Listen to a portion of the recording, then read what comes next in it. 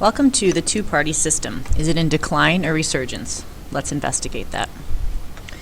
Given the various historical changes to the U.S. political party system that we have examined, many political scientists have inquired into what the impact of those changes will be. Do the changes signify an end to party control in American politics, or can political parties adapt to the altered environment and find new sources of power? Some scholars argue that changes in the political environment have rendered today's political parties essentially important to fulfill the functions that parties performed during stronger party systems. In 1982, political scientist Gary Orrin wrote, "In a world in which political scientists disagree on almost everything, there is a remarkable agreement among the political science profession that the strength of American political parties has declined significantly over the past several decades." Although some political scientists would subsequently challenge Orrin's perspective, many agreed with him at the time. These theorists note several key factors that have contributed to party decline. Some argue that the elimination of political patronage through the requirement of civil service qualifications for government employees has significantly hurt parties' ability to reward loyal followers with government jobs. Patronage jobs still exist, but most government positions are now awarded upon an applicant's successful performance on a civil service exam that is designed to measure qualifications based on objective criteria. Whereas the recipients of patronage jobs were among the most loyal party members in previous decades, party loyalty has decreased as political parties have lost a significant amount of control in the awarding of jobs. Other political scientists emphasize the government's increased role over time in providing social welfare benefits as a contributor to the decline of political parties. Because of President FDR's New Deal and further expansion of the government's role as the key provider of social services, the parties typically no longer perform that function. Thus, changing times have brought the elimination of another source of party loyalty. Primary elections are elections in which voters choose the party's candidates who will run in the later general election, also have decreased parties' power by taking the control of nominations from party leaders and handing it to voters. In the past, when a party machine anointed nominees at nominating conventions, these nominees became indebted to the party and typically responded with loyalty if they got elected. But today's candidates are less likely to owe their nomination to the party.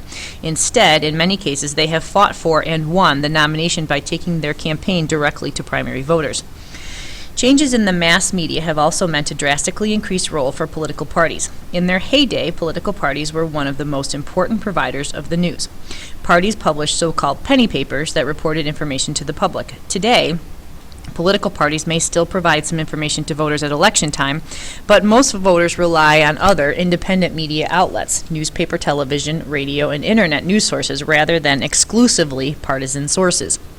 The rise in candidate-centered campaigns has also weakened political parties. Candidate-centered campaigns, in which an individual seeking election rather than an entire party slate is the focus, have come about because of changes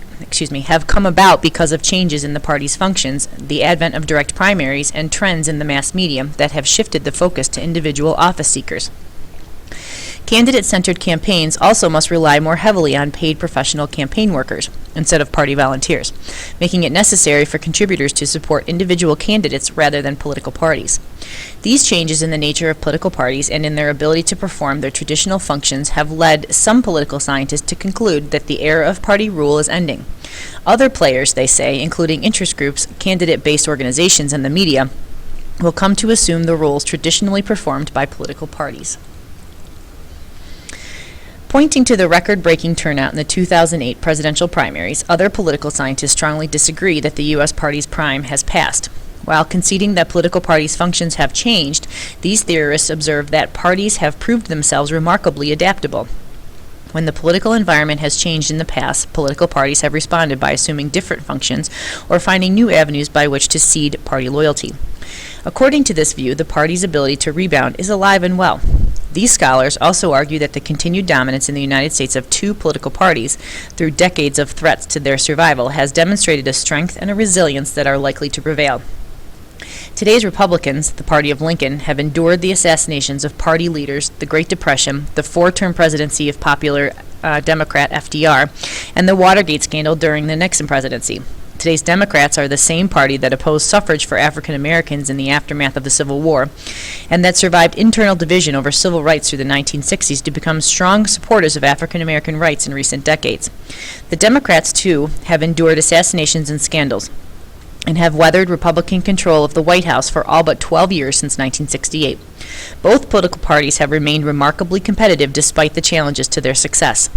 Scholars who argue that the two main U.S. political parties are once again rebounding cite the lack of viable alternatives to the two-party system.